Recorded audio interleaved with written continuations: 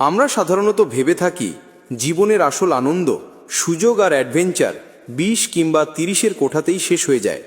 তারুণ্যের উন্মাদনা, প্রথম প্রেম আর চাকরি সব যেন সেই সময়েরই সম্পত্তি। কিন্তু এটি এক মারাত্মক ভুল ধারণা। জীবনের আসল খেলা শুরু হয় 40-এর চৌখাট পেরোনোর পর। এই বয়সে আপনি কিছু হারান না, বরং নিজেকে নতুন করে খুঁজে পান। 20 বছর বয়সে আপনার মধ্যে ছিল দুরন্ত এক উদ্যম, কিন্তু হয়তো সঠিক দিক নির্দেশ ছিল না। অন্যদিকে 40-এ এসে আপনার সেই উদ্যমের সঙ্গে যুক্ত হয় প্রজ্ঞা, অভিজ্ঞতা আর অটুট আত্মবিশ্বাস। এই সময় আপনি আর অস্থির ছেলে নন, আপনি হয়ে ওঠেন এক স্থির পুরুষ, যিনি নিজের শক্তি, নিজের মূল্য এবং জীবনের লক্ষ্য সম্পর্কে সম্পূর্ণ ওয়াকিবহল। যে ছেলেটি 20-তে মনোযোগ পাওয়ার জন্য দৌড়ে বেড়ায়, সেই 40-এর পুরুষটি সেই মনোযোগ নিজের দিকে আকর্ষণ করে নেয়। এর কারণ হলো, আকর্ষণ কখনোই বয়স বা বাহ্যিকতার উপর নির্ভর করে না। এটি আসে মানসিক স্থিরতা ও আত্মনিয়ন্ত্রণ থেকে। যখন আপনি কারো কাছ থেকে কোনো অনুমোদনের প্রত্যাশা করেন না, তখন আপনার নীরবতাও একটি শক্তিশালী প্রভাব তৈরি করে। মনোবিজ্ঞান বলে, স্থিরতা ও সুচিন্তিত মানসিক শক্তি সত্যিকারে আকর্ষণ।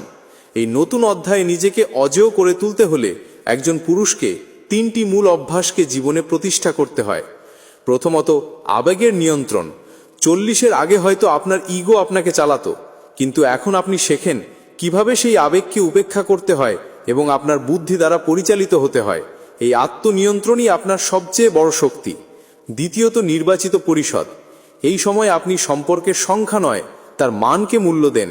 আপনি এমন ছোট ও সৎ একটি পরিধি তৈরি করেন যা আপনার উদ্দেশ্যকে সমর্থন করে। তৃতীয়ত, লক্ষ্য ও উদ্দেশ্য।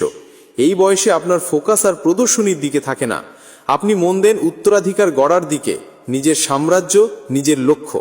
মনে রাখবেন, জীবন আপনার বয়স দিয়ে আপনাকে বিচার করবে না।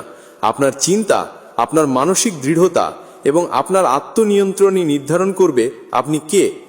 40 বছর জীবনের শেষ নয়, এটি হলো এক নতুন শক্তিশালী শুরু, যেখানে আপনি নিজের ভেতরের পুরুষত্বকে জাগ্রত করে নিজের জীবনে স্টিয়ারিং হাতে নেন।